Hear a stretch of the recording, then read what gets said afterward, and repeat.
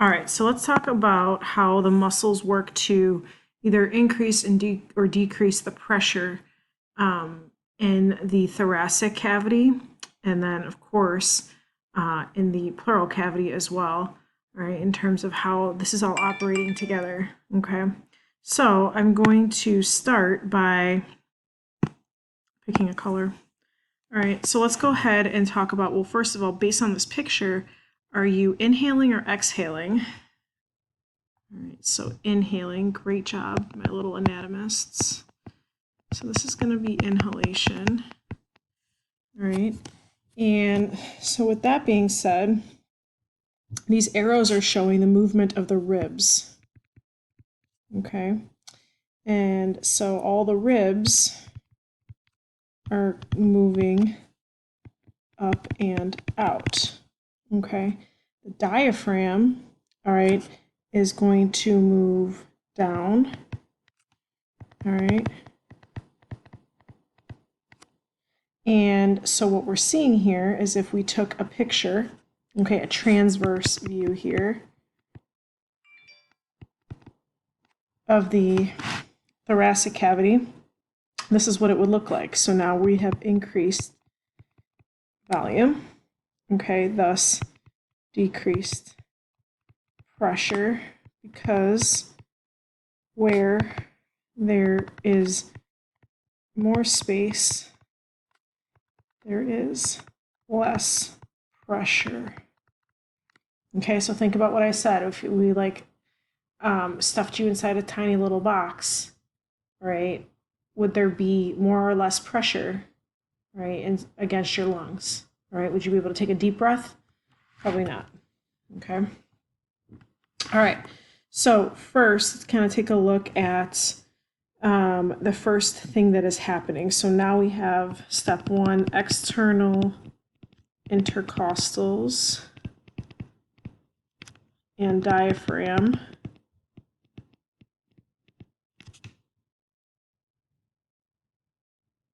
Contract. Okay. That is going to mean that we now have, okay, these movements occurring that we're looking at in this picture. All right, so what happens then to thoracic and intrapulmonary pressure? What happens? They decrease. Okay, so now we get thoracic and intrapulmonary volume can now increase. All right. So at this point, we look at the movement of those muscles, right? So now air can flow into the lungs. Okay. And now we have the process complete of, sorry, my pen's not working, inspiration, also known as inhalation, right? Okay, so, sorry my handwriting is so bad, but it's really hard to write on these tablets. Let's go ahead now and look at the process of exhalation, all right? And so if you have questions on this, I'm going to ask you, all right, to post them in Google Classroom. All right, now we can take a look at what's happening here. So now these arrows, okay, indicate the ribs. And then this here, still the ribs. And now this is thoracic cavity. All right, and you can see that those arrows are showing you that volume has decreased, thus pressure has increased. All right. These arrows here are showing you, all right, that there is going to be a whole nother set now. Okay. These here are going to be your internal intercostals, which we'll only rely on during forced expiration. So like if you're sprinting, for example, and you're trying to catch your breath and you're forcing air out of your lungs, right? Or if you're blowing out candles on a birthday cake, right? That's when the internal intercostals and your abdominal muscles will be recruited to help us force more air out, okay?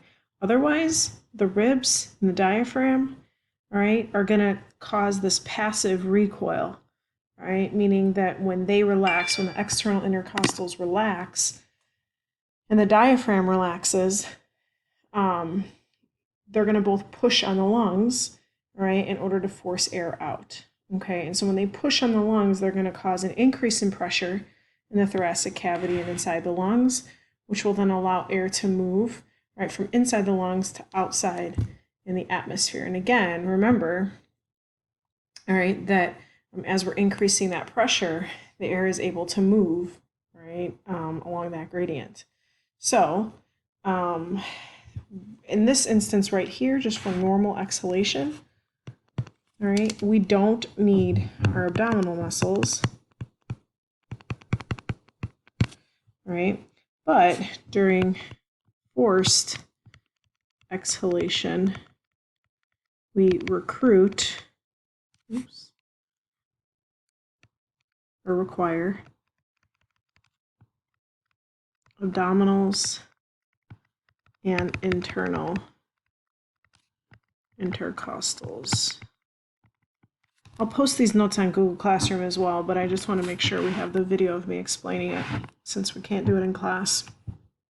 All right, so in this instance, all right, external